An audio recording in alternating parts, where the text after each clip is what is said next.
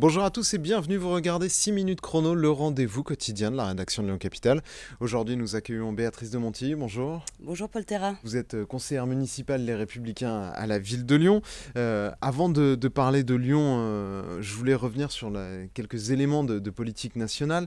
Le gouvernement de Michel Barnier, donc issu des Républicains, soutenu par les Républicains, annonce ces derniers jours, au compte-gouttes finalement, une augmentation directe ou indirecte d'un certain nombre de taxes ou d'impôts. Vous qui appartenez au courant libéral des Républicains, comment est-ce que vous arrivez à assumer ça? Est-ce que si par exemple vous étiez député, vous direz bah non, moi je peux pas voter un tel budget, c'est pas nous, c'est pas notre ADN? Oui, en effet, moi je suis une libérale, j'aime la liberté.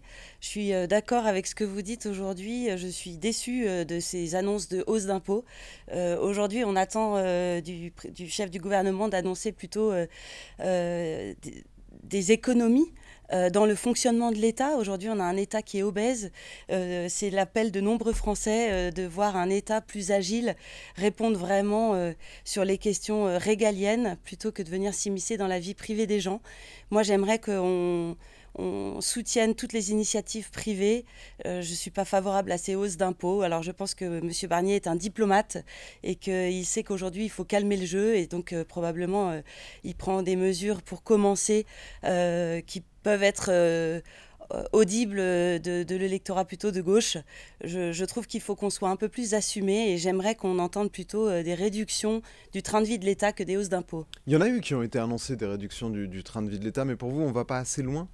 Moi, je pense que pour être généreux, il faut d'abord créer de la richesse. Et la richesse, elle est créée par les entrepreneurs, par les entreprises.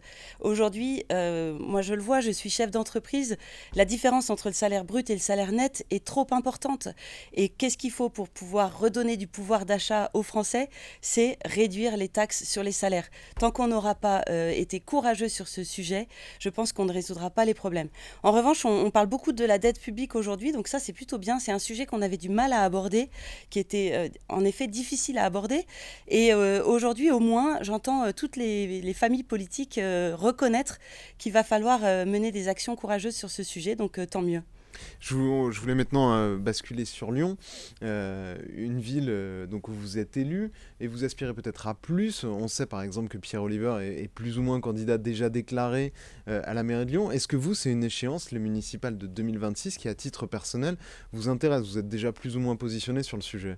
Oui, alors moi je travaille pour Lyon, ça fait 4 ans que je suis élue à Lyon dans l'opposition et je compte bien travailler pour les prochaines municipales. Ce qui m'intéresse, c'est qu'on travaille en collectif et qu'on présente un projet audacieux pour Lyon. Je pense que les querelles politiciennes n'intéressent personne. On parlait de Paul juste avant qu'on passe à l'antenne. La politique politicienne ne nous fera pas gagner la ville de Lyon. Aujourd'hui, les Lyonnais sont nombreux à nous dire de nous engager et de travailler. C'est ce que je fais depuis maintenant plus d'un an. J'ai lancé mon association politique qui s'appelle Lyon au cœur. J'invite tous les Lyonnais désireux de s'engager pour Lyon à nous rejoindre pour qu'on puisse en effet, dans un an et demi, les municipales vont avoir lieu, donc il nous reste peu de temps. Le temps est au travail et au terrain.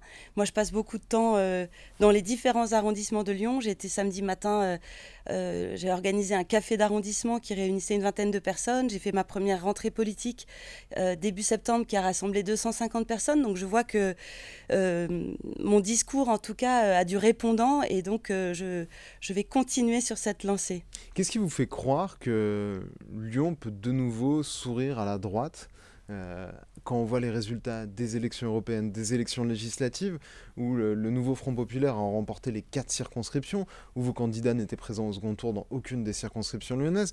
Qu'est-ce qui vous fait dire, bah, finalement, nous les Républicains, ou la droite en général, on peut gagner cette ville en 2026? Alors À part les yeux de la foi.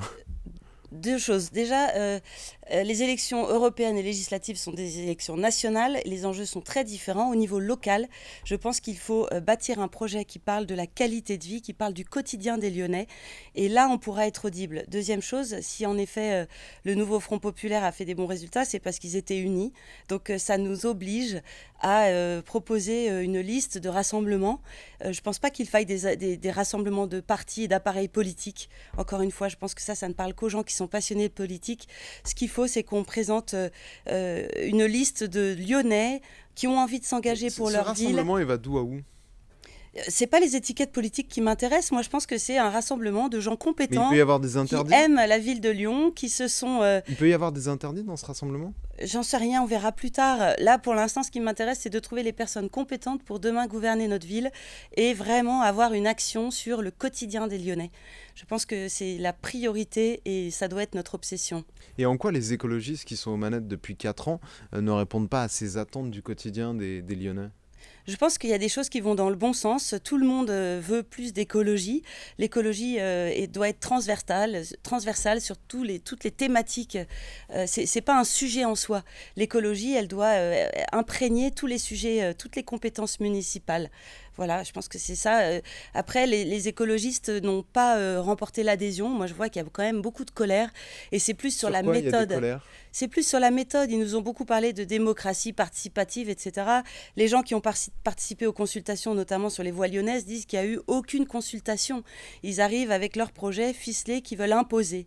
Lyon n'est pas une ville sectaire. Lyon est une ville ouverte où les gens ont envie d'être entendus. Et moi, je crois qu'un maire est puissant quand il s'appuie sur les énergies individuelles et pas quand il arrive avec un projet militant.